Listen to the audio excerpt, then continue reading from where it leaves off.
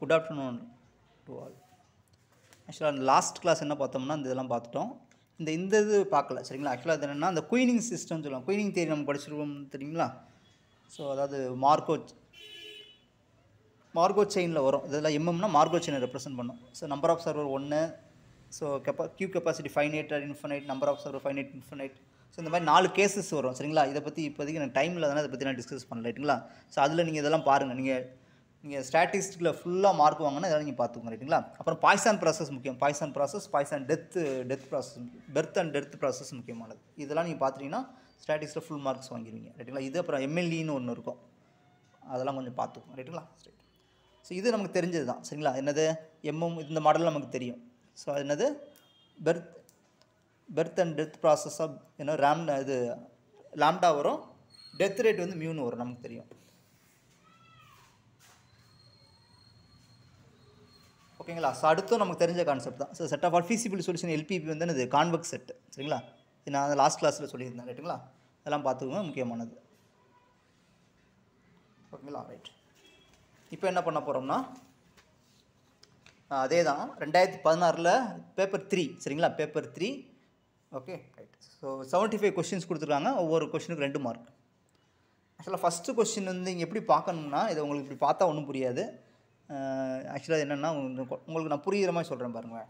இது இப்போ எப்படி புரிகிற மாதிரி சொல்கிறதுனா ஒரு எக்ஸாம்பிளோட சொல்கிறேன்.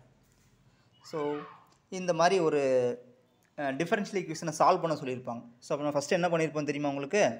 ஆக்சுவலாக ப்ராசஸ் இதுதான் சரிங்களா. நிறைய பேருக்கு தெரியும். ஆக்சுவலாக என்னென்னா இந்த இதை வந்து இந்த இதை 0ன்னு எடுத்துக்குவாங்க. 0ன்னு எடுத்துக்கிட்டு இந்த இதுக்கு ஜென்ரல் சொல்யூஷன் கண்டுபிடிப்பாங்க. இதுக்கு இந்த இதுக்கு 0ன்னு எடுத்துக்கிட்ட ஃபங்க்ஷனுக்கு நம்ம என்னது இந்த டிஃபரன்ஷியல் ஈக்குவேஷனை இந்த பாட்டை 0ன்னு எடுத்துக்கிட்டு இதுக்கு என்ன ஜென்ரல் சொல்யூஷன் கண்டுபிடிச்சிருப்பாங்க. அது 2 வந்திருக்கும் சரிங்களா.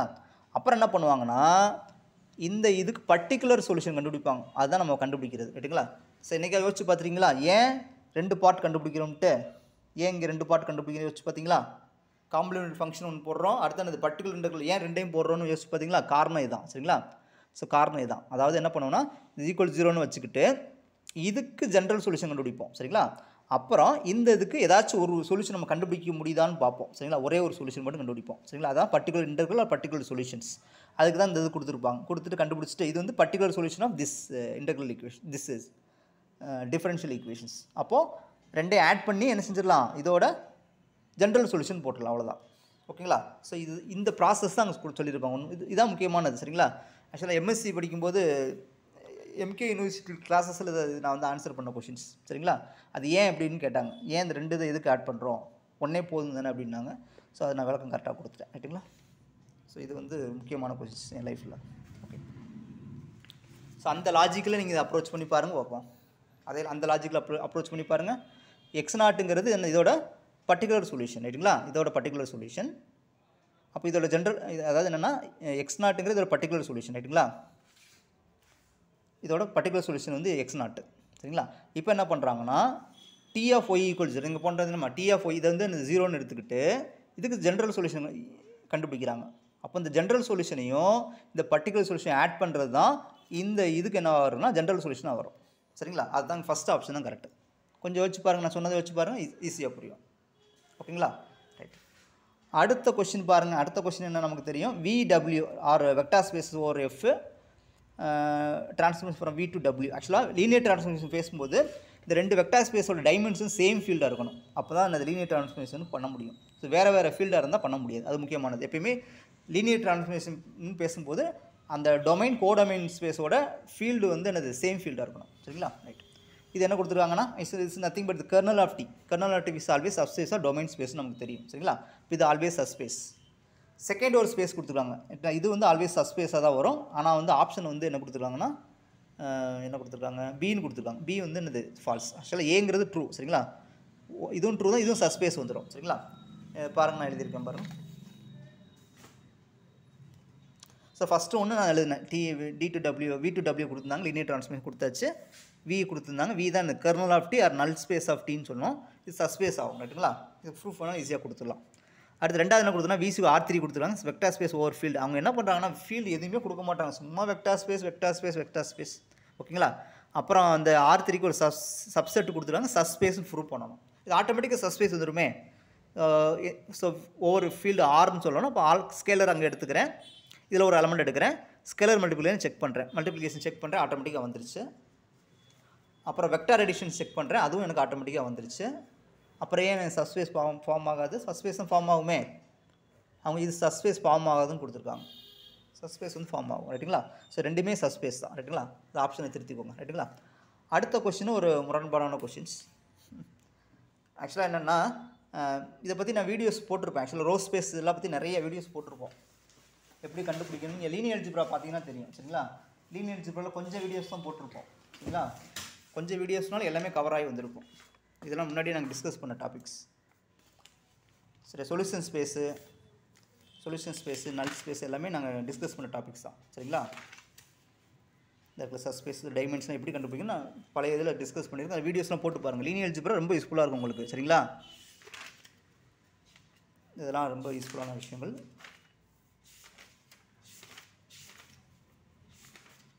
அதில் பேசியிருப்போம்.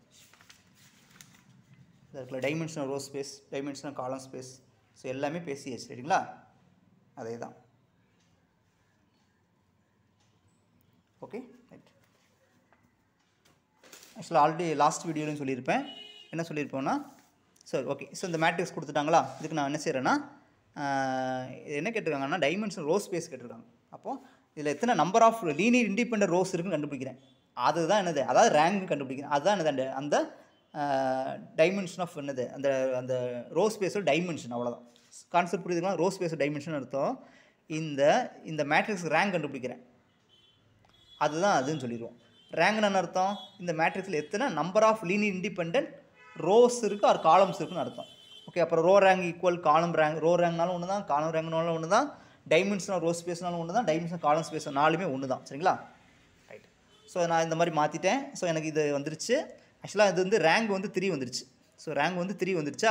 அப்போ வந்து என்ன வரும்னா 3, இந்த வெக்டார் 3மே என்ன வரும்னா இதாக இருக்கும், இதுக்கு பேசிஸாக இருக்கும், சரிங்களா? இது 3மே பேசிஸாக இருக்கும், சரிங்களா? ஆக்சுவலாக வந்து கொஸ்டினில் ஏதோ சம் எரர் இருக்குன்னு நினைக்கிறேன்.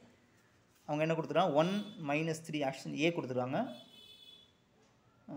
வராதுன்னு நினைக்கிறேன், சரிங்களா? நீங்கள் செக் பண்ணுங்கள். அதாவது பேசிஸ் கொடுத்துருக்காங்களா, பேசிஸில் 3 எலமெண்ட்ஸ் வந்துடும். ஏன்னா ரேங்க் வந்து 3 வந்துருச்சு, அப்போ பேசிஸில் கண்டிப்பாக 3 எலமெண்ட்ஸ் வந்துடும். அவங்க 2 தான் கொடுத்துருக்காங்க, அவங்க ஏதாவது எரர் நடந்திருக்கும், ரைட்டுங்களா?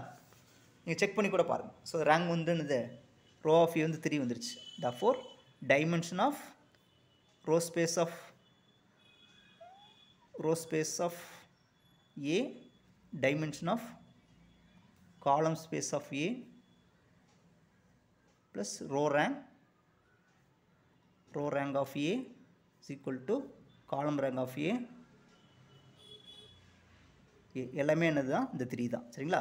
ரைட். இப்போ அவங்க பேசிஸ் கேட்குறாங்கன்னு வச்சுக்கோங்க. பேசிஸ் என்ன வரும்னா, ஸோ ரோ ஸ்பேஸ் அப்படின்னா கேட்குறாங்க. So row space of A அது ஒன்றுமே கிடையாது. இந்த spanned by this vector, spanning of this vectors. இந்த ஃபஸ்ட்டு 1 - 3 5 5 0 -4 11 7 0 0 0 2. ஓகேங்களா? இது வந்து ஸ்பேன் பண்ணும், சரிங்களா? ஸோ அப்போ இதை ஸ்பேன் பண்ணிடும். ஸோ இதில் எத்தனை, ஸோ வந்து இதுவுமே எனது பேசிஸாக வேறு இருக்கும், சரிங்களா? ரைட். ஸோ எங்கள் கொஸ்டின் வந்து தப்பாக கொடுத்துருக்காங்க, ரைட்டுங்களா? ஸோ அதை கொஞ்சம் கரெக்ஷன் பண்ணிக்கணும், சரிங்களா? ரைட். ஓகே, நெக்ஸ்ட் கொஸ்டின் பாருங்கள். நெக்ஸ்ட் கொஸ்டின் வந்து என்ன கொடுத்துருக்காங்கன்னா,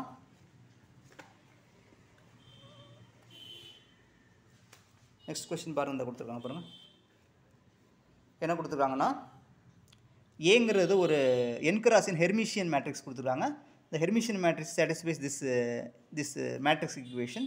தென் ஏ என்னன்னு கேட்டிருக்காங்க, ரைட்டுங்களா? ரைட். ஸோ 4 ஆப்ஷன் கொடுத்துருக்காங்க. ஃபஸ்ட்டு A², ஏ வந்து A² இருக்குமா, ஏ வந்து இது இருக்காமான்னு கேட்டிருக்காங்க, ரைட்டுங்களா? ஸோ நான் எப்படி டீல் பண்ணுறேன்னு பாருங்கள். ஓகே, ஃபஸ்ட்டு வந்து என்ன, ஏ வந்து ஹெர்மிஷியன் கொடுத்துருக்கோம். அப்போ A bar the whole transfer ஏன்னு வந்துடும். சப்போஸ் ஃபஸ்ட் ஆப்ஷன் ஏ வந்து A² எடுத்துக்கிறேன். அப்போ என்ன பண்ணுறேன், இதில் ஏக்கு பிறகு A² அப்ளை பண்ணலாமா? ஓகே, அப்போது இதை A² ஏன்னு பிரிச்சுக்கிறேன். அதே மாதிரி இது A² × ஏன்னு பிரிச்சாச்சு.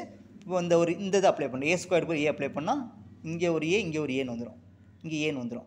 மறுபடியும் இங்கே A² போய் மறுபடியும் ஏ அப்ளை பண்ணுறேன், இங்கே ஏ அப்ளை பண்ணுறேன், மறுபடியும் இந்த A² ஏ அப்ளை பண்ணுறேன். இப்போ A + A 3Aன்னு வந்துடும். அப்போ அவங்க என்ன கொடுத்துருவாங்கன்னா 3Iன்னு கொடுத்துருப்பாங்க, ரைட்டுங்களா? இது என்னது 3Iன்னு கொடுத்துருவாங்க. இது வந்து need not be 3I, ரைட்டுங்களா? 3I தான் கம்பல்சரி வரணும் அவசியம் கிடையாது, ரைட்டுங்களா? அதனால் ஃபஸ்ட் ஆப்ஷன் வந்து ரிஜெக்ட் ஆயிரும். செகண்ட் வந்து a = 3a கொடுத்துருக்காங்க. ஸோ இங்கே கொடுக்கும்போது எனக்கு என்ன ஆயிருதுன்னா இந்த மாதிரி கிடச்சோம். 3/5 இதெல்லாம் பெரிய நம்பராக மாறிடும். ஸோ இதுவும் என்னது not equal to 3i. அடுத்து ஆப்ஷன் டி எடுக்கிறேன். a = iன்னு கொடுத்துருப்பாங்க. ஆப்ஷனை செக் பண்ணுறேன். இது எனக்கு சாட்டிஸ்ஃபை பண்ணும். ஆனால் i/5 i 3iன்னு வந்துருச்சு. ஸோ இது ட்ரூன்னு வந்துருச்சு. சரிங்களா? அடுத்து வந்து என்ன சொன்னால் ஃபார் சியும் கொடுத்துருக்காங்களா, ஏ வந்து அதாவது சி என்ன கொடுத்துருக்காங்கன்னா அது ஏ வந்து ஏ இன்வர்ஸ்னு கொடுத்துருக்காங்க. a = a இன்வர்ஸ்னு கொடுத்துருக்காங்க. a = a இன்வர்ஸ்னு கொடுத்துருக்காங்களா?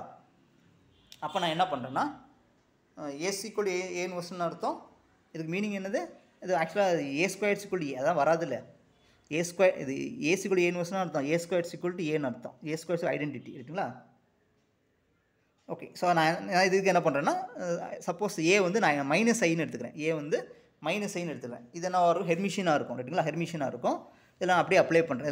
என்ன வரும்? -i வரும். -3i. So -3i cannot be equal to 3i. So அப்போ ஆப்ஷன் சி வந்து ஃபால்ஸ் ஆயிரும். ஓகே. ஆப்ஷன் டி தான் கரெக்ட். அதையும் நம்ம ப்ரூவ் பண்ணிட்டோம். சரிங்களா? இந்த மாதிரி நம்ம கவுண்டர் எக்ஸாம் கொடுத்து நம்ம ரிஜெக்ட் பண்ணணும். சரிங்களா? ரைட். அடுத்த கொஸ்டின் பாருங்கள். அடுத்த கொஸ்டின் என்னன்னா ஒரு ஏங்கிறது ரியல் மேட்ரிக்ஸாக இருக்குது, அப்பர் ட்ரையாங்குலர் மேட்ரிக்ஸாக இருக்குது, என்கிராஸ் மேட்ரிக்ஸாக இருக்குது, கம்யூட்ஸ் வித் இட்ஸ் டிரான்ஸ்போஸ். இந்த மேட்ரிக்ஸ் அதோட டிரான்ஸ்போஸு கம்யூட் பண்ணுதுன்னு சொல்லியிருக்காங்க. ரைட்டுங்களா? அப்படின்னா அந்த ஏங்கிற மேட்ரிக்ஸ் என்னவாக இருக்கும்? ஐட்டம் போட்டா டயகனலா, ரெக்டாங்குலர் மேட்ரிக்ஸா, யூனிட்டரி மேட்ரிக்ஸான்னு கேட்டிருக்காங்க. ரைட்டுங்களா? இது ரொம்ப ஈஸியான ப்ராப்ளம். ஓகே. அவங்க என்ன பண்ணியிருக்காங்க? என்கிராஸ் கேட்டு சொல்லியிருக்காங்களா? நான் என்கிராஸ் எனக்குலாம் போகல. ஒரு ஜஸ்ட்டு ஏங்கிற அப்பர் ட்ரையாங்குலர் மேட்ரிக்ஸ் கொடுத்துருக்காங்க. இதுதான் முக்கியமானது. ஏ வந்து அதோட டிரான்ஸ்போஸோட கம்யூட் பண்ணுது. அப்போ ஏ டிரான்ஸ்போஸ் ஏ வந்து சேம்னு அர்த்தம். ரைட்டுங்களா? இப்போ ஏ என்னன்னு கேட்டிருக்காங்க. அப்போ நான் வந்து என்னது n × n 2ன்னு கொடுத்துருக்கேன். அப்போ என்னுக்கு நான் 2x2 எடுத்துக்கிறேன். ரைட்டுங்களா? 2x2 எடுத்தாச்சு. இப்போ இதானே உங்களுக்கு அப்பர் ட்ரையாங்குலர் மேட்ரிக்ஸ் தானே எடுத்தாச்சு. இதை நான் ஏ டிரான்ஸ்போஸ் இந்த அப்படியே எழுதி மேட்ரிக்ஸ் மல்டிபிகேஷன் போட்டு எனக்கு இந்த ஸ்டேஜ் வந்துருச்சு. இது வந்ததுக்கப்புறம் மேட்ரிக்ஸோட கரஸ்பாண்டிங் எலமெண்ட்ஸ் நான் ஈக்குவேட் பண்ணுறேன். இங்கே இது வந்து y² கேன்சல் ஆயிருமா? z² = 0 வந்து செட் 0ன்னு வந்துடும். செட் 0ன்னு அர்த்தம் இந்த 0 ஆயிரும். அப்போ இந்த மேட்ரிக்ஸ் வந்து டயகனல் மேட்ரிக்ஸாக இருக்கும். சரிங்களா? அவ்வளோதான். அடுத்து ஒரு முக்கியமான கொஸ்டின்ஸ். நெக்ஸ்ட் கொஸ்டின் வந்து ஒரு மேட்ரிக்ஸோட ரேங்க்லேருந்து வர்றது. சரிங்களா? என்ன கொடுத்துருக்காங்கன்னா ஏங்கிற மேட்ரிக்ஸ் கொடுத்தாச்சு. அவன் வந்து ஆர்டர் எதுவுமே கொடுக்க மாட்டான், ஒன்றுமே கொடுக்க மாட்டான். சரிங்களா? எல்லாமே நீனே கண்டுபிடிச்சிக்கோ, எல்லாமே நம்மகிட்ட பொறுப்பாக விட்டுருவான். சரிங்களா? கடைசியில் இது ஃபுல்லாக ஸ்டார் மார்க்காக போயிடும். ஈஸியான கொஸ்டின் ஃபுல்லாக ஸ்டார் மார்க்காக போயிடும். சரிங்களா? அந்த விளங்காத கொஸ்டினாக சில கொஸ்டின் எடுத்து வச்சுருப்பாங்க. அதை கரெக்டாக எடுத்து வச்சு அதை ஃபுல்லாக நம்ம தப்பாக ஆன்சர் பண்ணி மார்க் ஃபுல்லாக போயிடும். இதுதான் பண்ணிகிட்டு இருக்காங்க. ரைட்டுங்களா? ஸோ ஏங்கிறது என்ன மேட்ரிக்ஸ் கொடுக்கணும். ஸோ இப்போதைக்கு நம்ம n × n மேட்ரிக்ஸ் ஒரு n × n வச்சுக்குவோம். யூ ஒரு n × n மேட்ரிக்ஸ், அது இன்வெர்ட்டபிளாக இருக்குது. ரைட்டுங்களா? அப்படின்னா ரேங்க் ஆஃப் யூஏ என்னன்னு கேட்டிருக்காங்க. சரிங்களா? ஸோ இந்த ரிசல்ட்டுக்கு ரிலேட்டடாக நான் சில விஷயங்கள் சொல்கிறேன் பாருங்கள். ஸோ எல்லாமே ஸ்கொயர் மேட்ரிக்ஸ் தான் ட்ரூ. முக்கியமான புரிஞ்சுக்கணும். ஏங்கிறது ஸ்கொயர் மேட்ரிக்ஸ் தான் ட்ரூ. வேறு எந்த ஒரு ரெக்டாங்குலர் மேட்ரிக்ஸும் ட்ரூ கிடையாது. ரைட்டுங்களா? ஏபிங்கிறது ஆர்பிட்ரே எடுத்த 2 ஸ்கொயர் மேட்ரிக்ஸ்.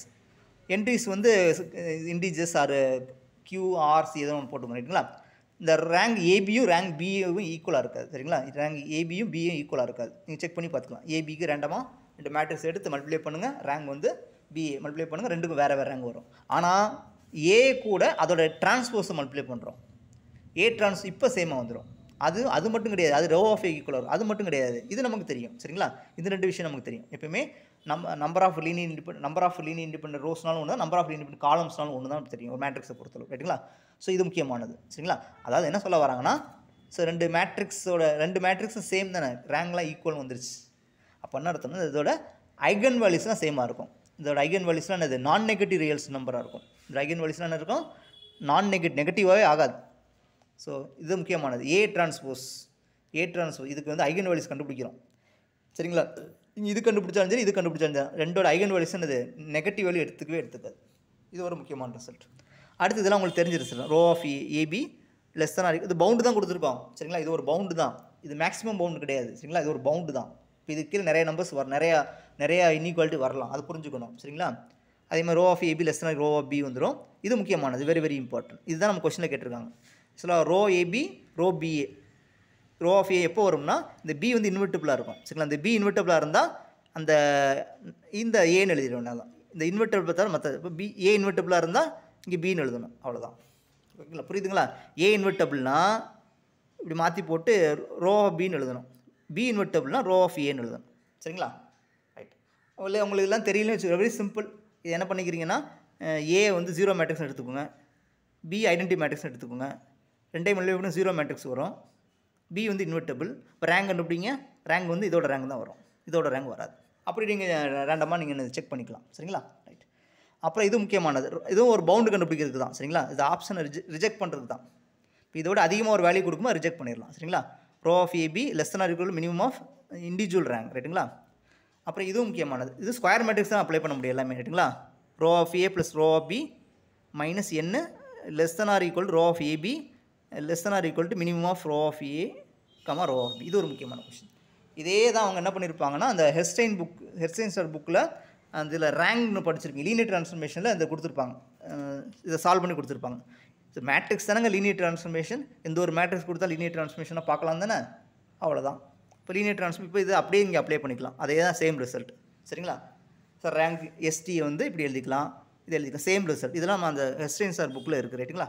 ஸோ மேட்ரிக்ஸ் இங்கே லீனியர் ட்ரான்ஸ்ஃபர்மேஷன் எல்லாம் ரெண்டுமே ஒன்று தான். சரிங்களா? ஓகே, இப்போ சொல்லுங்கள் பாப்பா ஆன்சர் என்ன வரும். இப்போ என்ன சொல்லியிருக்காங்க பாருங்கள், என்ன சொல்லியிருக்காங்க, ரேங்க் ஆஃப் யூஏ கேட்டிருக்காங்களா, யூஏ கேட்டிருக்காங்க. ஏ வந்து இன்வெர்ட்டபிள், ஏ இன்வெர்ட்டபிள்னா வரும், இதுக்கு ரேங்க் வந்து ரோ ஆஃப் ஏ மட்டும்தான் வரும். சரிங்களா? ஸோ ஆன்சர் வந்து இதுதான் ஃபஸ்ட்டு கரெக்டு. ஸோ இதெல்லாம் நமக்கு தெரிஞ்ச கொஷின். எக்ஸ் இது வந்து எதுவுமே சொல்ல மாட்டாங்க. ஏதாவது ஆறுனா என்னது, ரியல் நம்பரா, ஓகே ரியல் நம்பரா, ஸ்பெஷல் சிம்பிள் போடணும், அதெல்லாம் போட மாட்டான், ஒன்றுமே போட மாட்டான். ஆர்னா ஸ்பெஷல், கியூனா ஸ்பெஷல் சிம்பிள் போடணும், செட்டுக்கான நோட்டேஷன் கொடுக்கணும், சினா இப்படி போடணும், என்னன்னா இப்படி போடணும். சரிங்களா? சும்மா ஆறுன்னு போட்டுருக்கு. இதெல்லாம் என்னது எனக்கு என்ன தெரியும். சரியா? ஸோ சரி, ரியல் நம்பர் வச்சுக்குவோம். செட்டு, ஒரு செட்டு வந்து க்ளோஸ்டு, மெட்ரிக் ஸ்பேஸ் எதுவுமே கிடையாது. சரிங்களா? சரி, ஓகே, மெட்ரிக் ஸ்பேஸ் ஒரு மென்ஷன் பண்ண வேண்டியதானே, அவ்வளோதானே. இல்லை let X comma d p any metric ஸ்பேஸ்னு போட்டுற வேண்டியது, R comma d p any metric space. சும்மா ஒரு அதெல்லாம் வேர்டு சேர்த்தா தான் இந்த கொஷின் அழகாக இருக்கும். சும்மா இது என்னமோ மாதிரி இருக்கு பாருங்க. இது வந்து ஒரு மேக்ஸ்னால் என்னன்னே தெரியாத ஒரு கொஷின் எடுத்தால் இந்த மாதிரி எடுத்துருப்பான். அழகாக டிஃபைன் பண்ணலாமே, லெட்டு ஆர்கமா டிபியை எனி மெட்ரிக் ஸ்பேஸ். ஓகேவா?